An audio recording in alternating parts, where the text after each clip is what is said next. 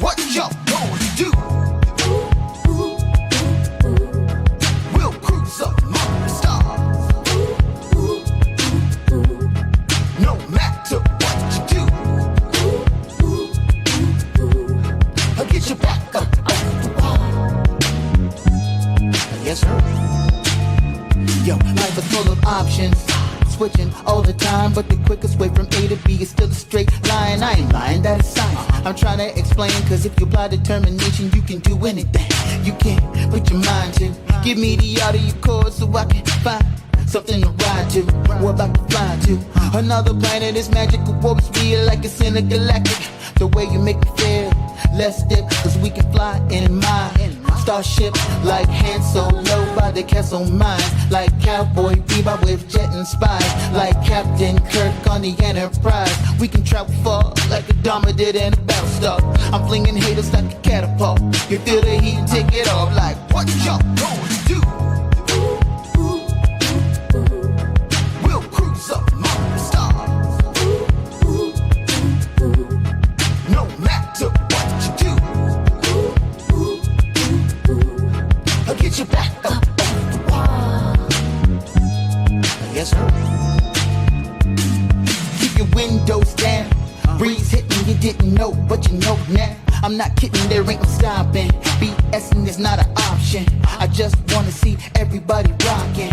I wanna see you getting higher than a rocket. Land a spacecraft with Neil and Buzz Aldrin.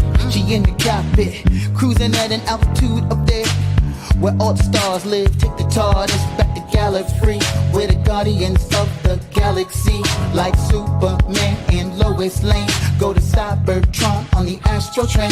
I just want to see you do your thing. If you don't know now, then you'll learn. From the earth to the moon, influenced by Jules Verne. I'm not concerned about what y'all gonna do. We'll cruise up among the stars. No matter what you do, I'll get you back up off the wall. Yes, sir. Packing up for another trip. If you drive by my way, really there is no rush to this. We can rock night and day. Intergalactic love for this. Take me to outer space. Pick me up on that mothership so we can fly away, fly away. I get in trouble sometimes. You make me wonder where we're flying to this summer. Are we going somewhere? I get in trouble sometimes. You make me wonder where we're flying to this summer.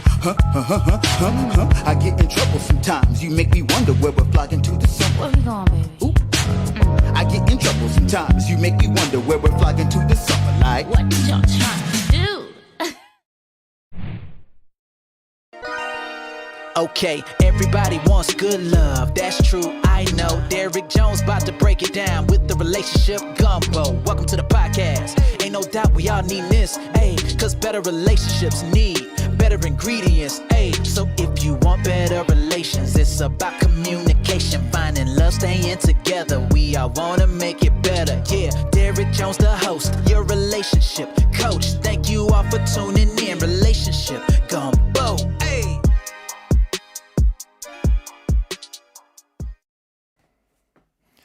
Hey, everybody, we are back. It's another Wednesday night at 8 p.m. Y'all know what time it is. It's the Relationship Gumbo Podcast Live Edition. And I'm glad you're here. Tonight's show is going to be another informative one. Some of y'all might get triggered. We're talking about relationship anxiety. You know, a lot of us have dealt with that and probably currently dealing with it because we're human. It happens. So we're going to take a small dive deep down and kind of hash it out. And we're going to do what we do. So what I want you to do first and foremost is I want you to make sure that if you are not, you shouldn't be watching me on YouTube right now because that's the only place I'm streaming. So what I want you to do is make sure if you're not subscribed, make sure you subscribe. Make sure that you click that bell. Make sure that when you do click the bell that you say you want all of the notifications so that you can get every single bit of information and detail of this podcast every time we go live.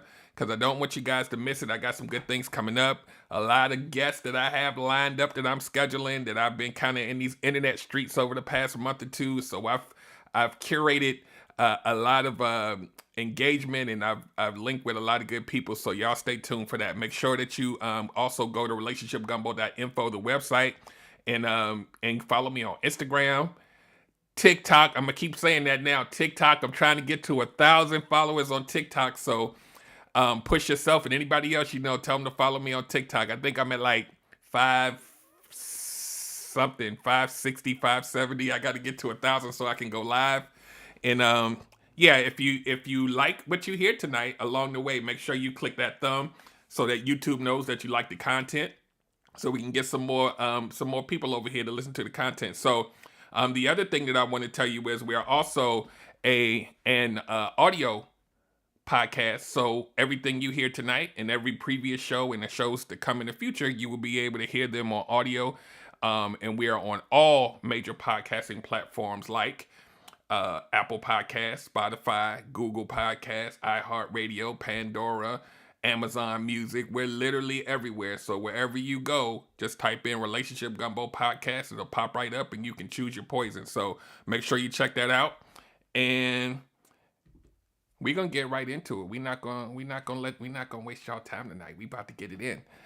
Welcome to everybody that's coming in. We about to start the show. If you are here for the first time, what I normally do is I will pause for 3 seconds, start the actual podcast for the audio portion, and then on the end of the show, I'll pause for another 3 seconds so we can chop off both ends so that audio and the video in the middle goes to your audio version. So without further ado, give me my 3 seconds and we will start the show.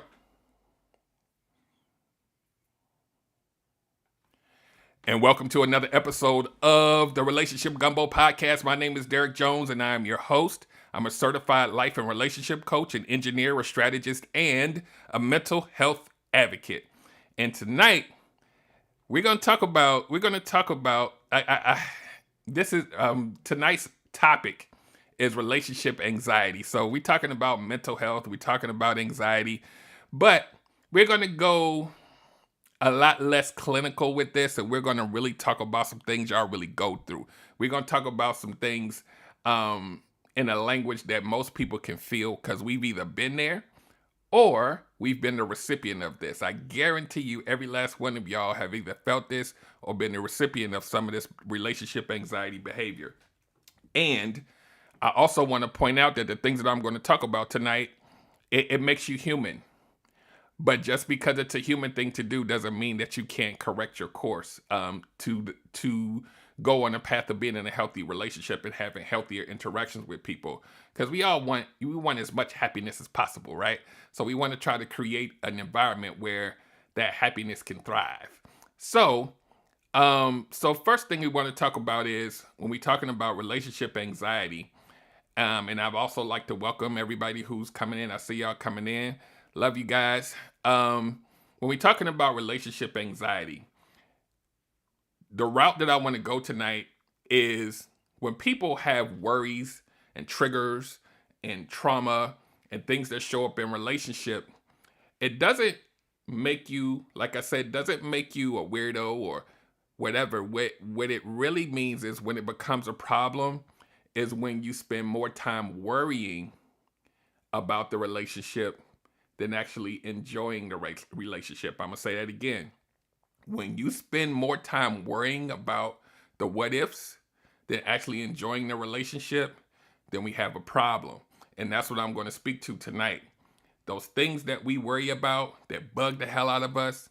And a lot of times it has nothing to do with the person that we're with. So the first thing I want to do is I want to talk about where does relationship anxiety typically come from?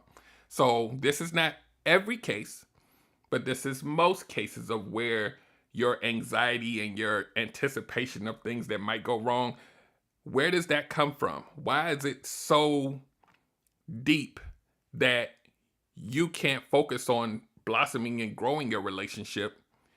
You actually are consumed with it to the point where it starts to control the narrative of your relationship in a negative way. And I also want to point out is the partner who is the recipient of this anxiety and the behavior that you're exuding, a lot of times they make the hard choice of sitting and dealing with it and trying to ignore it. And so now it becomes unhealthy behavior for not just you, but them, right? And so now you have created, and you both have created, because now the other person, remember, we always hold everybody accountable. The other person isn't saying how they feel. So now two people are growing a highly dysfunctional relationship built on quicksand. So the possible causes of this, first, emotional neglect or abuse, causing low self-esteem and low self-worth due to past trauma. So think about that. Sit on that for a minute. Low self-esteem, low self-worth due to past trauma. And I'm going to go down this list because I kind of did this brain dump and I kind of wrote a couple things down so that I could stay on task, because this is going to be meaningful to a lot of somebody's. The second thing is attachment difficulties stemming from relationships with your parents or caregivers at a young age. We always talk about childhood trauma on this show because it informs how you make decisions. We also talked about, I'm using these keywords here because just in case you guys want to rewind and Google these terms, I have whole shows on attachment theory. So Google attachment theory. How do we attach to people? This is important. A lot of this comes from childhood. It also kind of bleeds into, some of your relationship trauma. And so how we attach to people matters when it comes to having anxiety when we're dealing with people. So I'll repeat that again. Attachment difficulties stemming from relationships with your parents or caregivers at a young age. The next thing is having parents who were significantly intrusive or disengaged. So it's two different sides of the coin. Having parents that were always in your business, or parents who were disengaged emotionally and or physically, will affect how you attach to people and hence have anxiety in the relationship, because maybe you have attachment issues and different types of things that come along with that, right? The last thing I want to say about this part of it, as far as the possible causes, general anxiety that manifests as worry about relationships. So we know we're talking about anxiety, right? Which could not be relationship based, but that anxiety could turn into worry. So I need for you guys to key in on those two words: anxiety turning into worry, right? It's going to make sense as we take this journey tonight. I always like to take y'all on a journey. So when you're worrying a lot, you're not really growing because you're always trying to second guess what's going on in a relationship. That's not about your partner most of the time, right? Sometimes our partners do things that cause us to have anxiety, but a lot of us go in with it.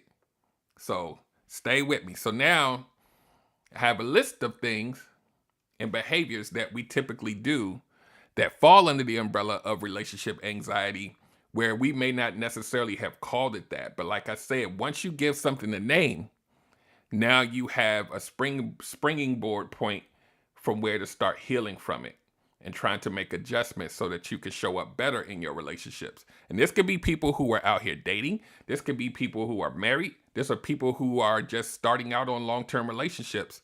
Everybody needs to do better, show up better, and learn how to deal with each other better so that we can stay together. Dang, I feel like I'm rapping. So first thing is, here's a major point, right? And I need for y'all to hear me on this and digest the terminology that I'm going to use, because I think it will hit home for some people. A lot of times when we meet a new partner, we want, and I need for you guys to focus on the words that I'm using and what they mean. We want our new, and I'm saying it slowly for a reason, we want our new partner to give us reparations for what we've dealt with in our past with other people. I'm going to say that again. We want our new partner, who doesn't know us really, we're trying to get to know them. We want our new partner to give us reparations for what existing people have done before. I need for y'all to really think of reparations. You want the new person to pay for the crimes of another. And you go in with this. You go in watching their every move and making sure they do what you need to do to make you feel better. Because you have some of those things going on that I talked about earlier. Matter of fact, here's the audio for that. Emotional damage. Emotional damage. And it's human to have it, right? But we also have to understand when the behavior looks a little off so that we can start working on it. So here's some of the behaviors. So the first one, fear of commitment and or vulnerability. Anybody know somebody like that? Fear of commitment. Stay a little while. When it gets too hot and heavy, you make a way to get out. You don't want to commit because why? Because commitment, you're relating that to some kind of pain that you had in the past. And you don't want to relive that pain, so you're afraid to do it. This is why situationships, as much as I have disdain for them, they're very popular now. Because it's a way for somebody to kind of pseudo trick their mind into saying that they're not in a full-blown relationship, but yet they get the relationship benefits. It's really weird. It doesn't even really make sense because you're still bonding to someone emotionally, but you don't want to call it that. So people try to skirt commitment because commitment equals pain, but then you end up still getting hurt because you've been with this person for a year and they won't call it, y'all won't call it a thing because the thing is supposed to y'all figure that out and let me know, because I still haven't figured out why you would be in a relationship with someone, but you can't call it a relationship, because if you call it a relationship, then you might get hurt. Y'all let me know. Let me know that I don't know. I'm a smart dude, but I still haven't figured out why that makes sense. And you're monogamous with the person too. Like, what? So anyway, vulnerability. A fear of vulnerability. You hear about this a lot. This is men and women, but you hear this a lot about men being afraid to be vulnerable. I don't want the woman to use my vulnerability against me, so I'm not going to share anything. Men weren't taught how to share their emotions and be vocal and emote in a way that the relationship, feels comfortable for you two to share. And so sometimes vulnerability comes from trauma. The lack of vulnerability, the lack of wanting to commit comes from trauma. And we have to really look at that. And then we have to also say, if we are pursuing a relationship, is it fair to the other person? And to the point of what I was saying earlier, again, this relationship anxiety becomes a problem when you spend more time worrying about it than actually growing the relationship. So your fear of commitment bothers you so much that you can't even really dive into the thing that you want the most, which is that relationship, which is that possible marriage, which is long-term partnership. You just can't do it. It's a problem for you. And it shows up every time you find somebody decent. And you sabotage those things so that you don't have to go far enough in to possibly get hurt. And we all know that relationships require risk, right? We can't guarantee that it's going to last for 70 years. So if you don't try, you'll never have it. And if you do try, you just have to we always talk about these, and y'all going to see some things coming up soon in the next week about boundaries that I have for you guys to really dig in and kind of learn about yourselves. But those boundaries keep you able to be out on the market and not have so much fear, right? The next place I want to go, which I think a lot of people probably have dealt with inside their brain, feeling like you're always bothering them. Anybody know somebody like that, or been in a relationship where someone or even yourself felt like everything that you wanted to talk about or what you want, you always feel like you're bothering the person? It's not that the other person is saying you're bothering me. You're making it up in your head. And so now you back off from engaging the person that you love the most. You back off from really sharing how you feel about things or things that you want to do because you feel like you're bothering them. And sometimes that anxiety comes from maybe there was a time or two where the person had a negative reaction to you trying to do these things. And now you have made a decision for the rest of your relationship not to ever do it again. But this is the person that you want to be with forever. This is the person that you love the most. And you're afraid. You have anxiety over sharing and asking them different things that you want. So you got to think about that. This now becomes a worry that you worry about so much that it consumes who you are in a relationship, and it takes away from your relationship growing. Because what I always talk about when I use this illustration, we want a relationship to grow. We don't want the relationship to move like this. Because as you are doing those behaviors, you are building a habit. And the longer you do a habit, the harder it is to break. The more dysfunctional your relationship will be. Even if it shows up fantastic on the outside, on the inside, you are a person who is afraid and fearful to share things with your partner. You don't ever want to be in that situation. Sometimes people sit in that for decades. And you can smile on the outside, but if that inside is tortured, are you really happy? Right? We talk about that on this show quite a bit. The next place that I want to go is you are obsessively scared that something will go wrong. Anybody know anybody like that? You're always thinking about something's going to go wrong in the relationship. Always. I wonder if this is going to happen. I wonder if they're not going to come back. I wonder, or they went to the drugstore. I wonder if they're going to find somebody else. Something's going to go wrong. The relationship isn't going to last. This is what I used to hear. It's too good to be true, so I know something's going to go wrong. I've heard that across multiple people. Early, like in the dating phase. Too good to be true. You're going to mess something up or something's going to happen. I don't deserve this. Remember where that comes from. Emotional damage. That has nothing to do with the other person. That's a you problem. That's a you problem.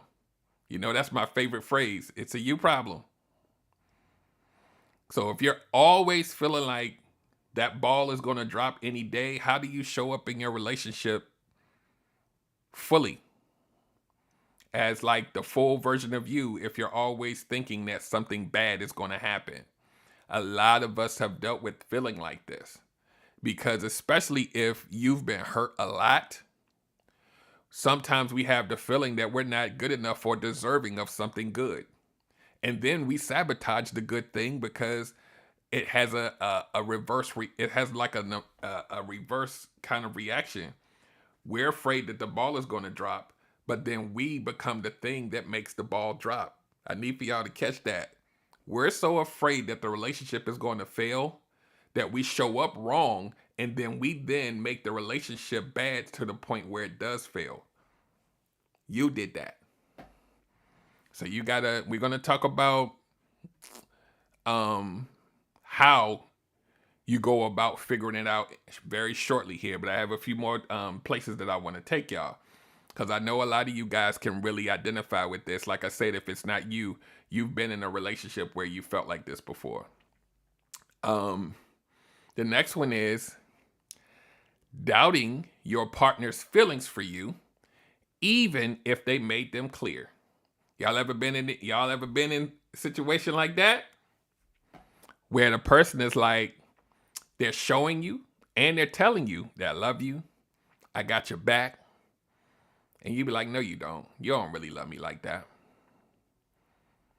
Words become things. Then they keep showing up and telling you and showing you that they got you and they doing what they supposed to do. And you like, nah, you don't really mean that. Because it's hard for you to believe. It's hard for you to believe that somebody could care about you that has nothing to do with your partner. Now, we know some partners that have done some dastardly things, but none of that has happened. You're literally doubting something that you have no evidence that exists. How could they love me? Why do they keep saying this to me? So you got to think about that. Why would you feel that way? Where does it come from? We'll talk about that in a minute. The next one is you're obsessively overthinking the things your partner has said or done, wondering if you matter to your partner. I need for y'all to sit on that one. You're obsessively overthinking the things that your partner has said or done, wondering if you matter to your partner. Do they really care about me? It's a piggyback off of the last one. Why are they doing this? Do they really love me like they say they do? Erica in the comments says, are they showing you they don't give a damn and you keep holding on to hope that they will feel differently later? Yeah, that too. That too. Whatever it is, positive or negative, when you have the evidence in front of you, you got to believe it until proven otherwise. So if it's good and you're in a relationship and it's good, believe it until proven otherwise. The fact that you doubling down on the negative is not a them problem. It's a what? It's a you problem. And it comes from a place that has nothing to do with your partner. If your partner is doing negative things and you think that you're going to hold on to hope, like Erica said, that they will feel differently later, guess what? It's still a you problem. Because they're showing you who they are. You know, they always say that. You know, if they show you who they are, believe them. Believe it. That's a you problem. So I have one more from here, and then we're going to talk about how you go about hopefully altering this habit or this behavior. The last one is the fear of them finding someone better than you and leaving. A lot of people think like this. When they are in a secure relationship, they spend their waking hours believing that that person, every time they're out of your sight, that they're going to not just find someone else, but find someone better than you. That's a self-esteem. You remember we talked about that. Self-esteem, low self-worth. You feel like they're going to just go find somebody better tomorrow. And remember, this becomes a problem when you worry about this so much that you don't even show up in your relationship the way you're supposed to. It takes over and it consumes you. And it happens often to the point where your partner is like, what are you talking? Like, what? What are you talking about? So people who do this particular one right here, they're always going to be on pins and needles trying to figure out how they can keep you versus lose you. And a lot of people like this, on top of having the self-esteem and low self-worth, is they'll a lot of times have attachment issues where they're so attached to you in that sense, and they don't want you to find someone better, that they kind of cling on to you so much to the point where it's unhealthy. And you don't want to be that person. You know, if you have decided to sign on to be in a relationship and everything is going well, honor that and live in that moment and enjoy it. You don't want to be the one to sabotage it. And like I said, to the point of a lot of these points that I made tonight, you don't want to be the reason why everything that you fear and that little voice in your head comes true. Right? And I'm going to say it again. It's kind of weird when you think about it like that, right? When you fear the relationship will end, but then you end up becoming the person who causes it to end. It's crazy, right? So now we're going to talk about once you realize that it's a problem for you, like what do you do? How do you fix it? Is this who I'm going to be for the rest of my life? You do have the option to elicit change in your life and try to work on it, right? And the first place I always talk about is therapy.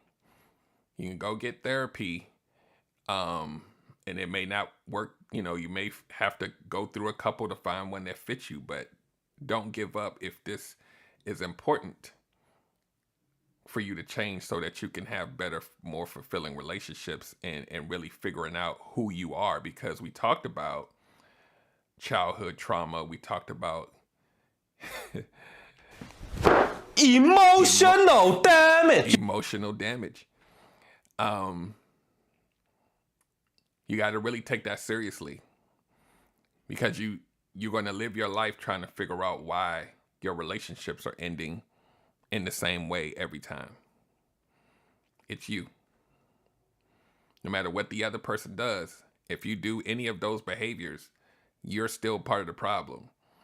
The other thing is you have to recognize and identify what's driving your anxiety, right? And like I said, that could come through therapy. That could come from you just doing self-inventory and self-reflection over like your behavior patterns in your past relationships. What's driving these particular triggers? Is it really the person, or is it something that you are having a behavior based on something that's happened to you before? And like I'm going to restate, sometimes that happened to you before part happened when you were 10 or 5. And that's why therapy is important, because they can help you go back and dig that up so that you can start to work on it.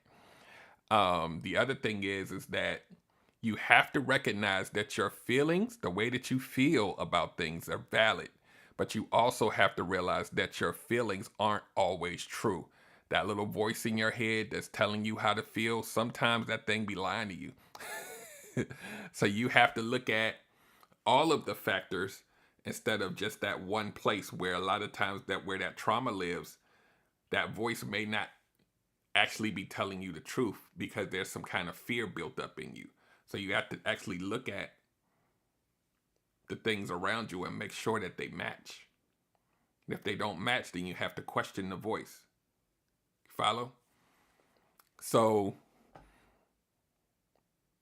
the last point I want to make on this part, as far as like solutions, is work on building trust with supportive people. And so what I mean by that is, a lot of times, a lot of this anxiety comes from lack of trust. But if you have a person or people who are being supportive to you, they're showing up for you, they got your back, they're doing everything you need for you to feel secure, you have to work on trusting that that is true. Because you not believing it on the onset is a you problem. They're doing everything that they're supposed to do. They're supporting you. They're showing up for you. They're there when you need them emotionally. And you still don't believe it. Why? Because there's something going on inside you that you have not got a grip on yet. So you really have to identify it by, a lot of times you can identify it by your partner's reaction to the behavior. You can identify it by your relationship taking a downward spiral, and every time it goes down, it's something that triggered you. Right? So it's really about comparing the voice versus the behavior. It's the same thing that we talk about in dating, right? You don't always believe what the person says. The behavior tells a story. The behavior has to match the words, right? This is the most key point in this whole episode right now. So please pay attention. Just like when you're dating, the words and the actions have to match in order for you to believe it and trust it. When it comes to anxiety, the words inside your head have to match the behavior in order for you to believe that it is indeed a negative thing that's going to happen in the future. If they don't match, if that person is doing what they're supposed to do and they have earned your trust, then you're going to have to believe the behavior. It doesn't match. And if it doesn't match so often that you're questioning, like, what the heck, like, I feel like something's going to happen, but they keep showing me better, you got to ask yourself why you keep thinking that way. You're going to have to figure out why. Because if you don't, it will sabotage the relationship, because you will turn into a person who always shows up negative first. And that partner, if they are really vocal, will start to tell you that they don't like it. They will start to resent you after a while because it's so negative. And then when that partner resents you, I need for y'all to catch where I'm about to take you. When that partner starts to resent you, then their behavior starts to match up with the words that you had in your head the whole time. And you're like, I knew it. Did y'all catch that? You caused it.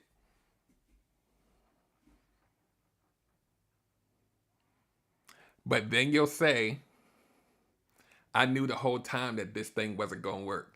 I knew the whole time that they wasn't good for me. Emotional damage.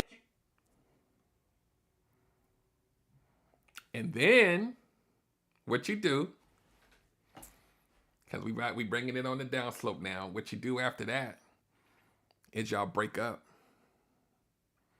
And then you go out and find somebody else and rinse and repeat.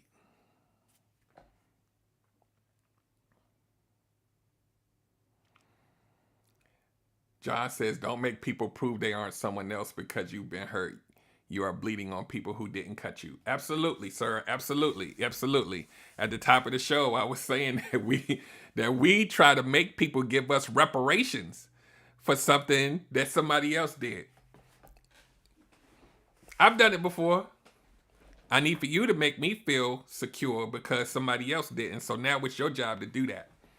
And if you don't, I'm going to be mad at you because you didn't show up the way I needed you to do to mask my trauma. It's my trauma. I need for you to mask it for me. You don't know you're doing it though. So if you don't show up the way I want, then I'm going to be mad at you. Doesn't make any sense, does it? That's why I always tell you guys that we have emotions and we have logic. When those emotions and that trauma and all of that stuff supersedes your logic, it's a disaster waiting to happen. You don't have no logic. It's just all trauma. And if you're all trauma and emotion, how dare you try to pair with someone else? Happens every day, ladies and gentlemen. Because we think that we're capable of being a highly functioning person on this trauma. But it keeps showing up every time. And we don't want to hold ourselves accountable for the behavior that we exhibit. Because how dare we become part of the problem? Like, that's unheard of, right? You can redeem yourself if you take all of this serious enough for you to want to change. And like I said, sometimes therapy is necessary because this may come from something that you may have buried deep down somewhere for decades. And all of the people that you've done the due diligence to meet these fantastic people, and then you ruined them. And if you've been following me for a while, this is the origin story of Billy and Susie. I need for y'all to catch that. You will destroy a good person who then will lose trust and develop their own trauma, to John's point, to bleed on other people who didn't cut you. And then it becomes a vicious cycle of terror. And you are the seed that was planted to start it. Now, the trauma that you had maybe in childhood maybe was the seed to start you from that, but you can break that cycle. You have to make the decision to break that cycle. All of this stuff, if you go through the replay, you know somebody who's done those things. Most of us have done them ourselves. It's not healthy to obsess over these things. It's not healthy to always think of negative things happening every day with someone that you chose to partner with and stay with and love. It's not healthy to obsess over it. You can have thoughts. You're human. But to obsess over it to the point where it affects your relationship on a regular basis, you arguing on a regular basis about things that originate from you, it's not healthy. Erica says not Billy and Susie, it's Bobby and Whitney. So think about that, guys. I'm about to wrap this up. Relationship anxiety is real. Here's the other thing from the other side, right? The people who are receiving on the back end of this behavior, right? We know this doesn't feel good. So we also have to create boundaries for ourselves that when things don't feel good, that we don't allow them to affect us in our lives. We know people who got some stuff with them early. And they will say, I like a little crazy in my life. Do you really? Or does that say more about you than them?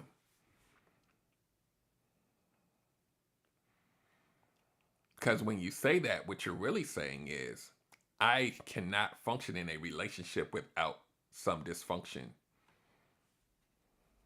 So I'm willing to accept this. There's always two sides to the coin. We can talk about the person that's exhibiting the behavior, but then we also have to talk about the person who willingly accepts it for years and years at a time. You have two people that have some kind of trauma bonding with each other and throwing caution to the wind and hoping it works. But that's why I'm here, folks, because we got to find the ingredients to make this thing work out better so that you can make better decisions, so that you can go look at who you are so that you can show up better. That's the whole key to what I do. That's the whole key to any relationship, is learning how to show up better, not just for you, but for them. You owe it to yourself. You owe it to your kids if you have kids or plan on having kids, because they then become the spawn of the behaviors that they see. And guess what? To the whole Billy and Susie analogy, as I wrap this up, once they pattern themselves after you, they don't even have to deal with the trauma because they're born with emotional damage. And the cycle repeats.